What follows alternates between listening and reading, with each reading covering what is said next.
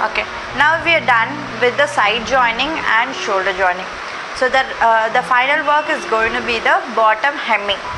There's two ways of finishing the bottom. One is you can just fold this one and one more, and you can pin this up and stitch it in the corner. Otherwise we can do picot for the edge. So today I'm going to do picot. Let's see how to do picot. So for that I'm taking picot foot. This is a picot foot. You can set the design on C,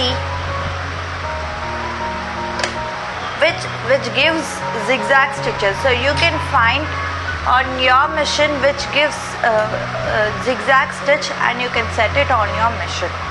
And the length of the stitch can be in 2.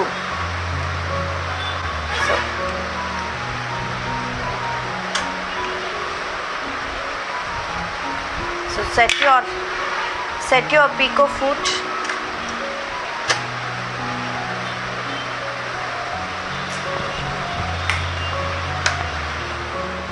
Now inside out your fabric.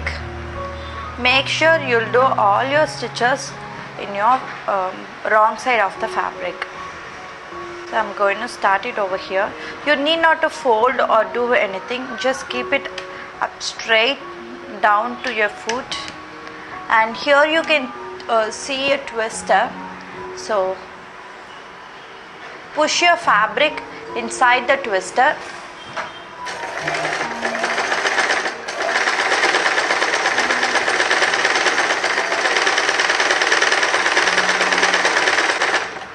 So this is how it works.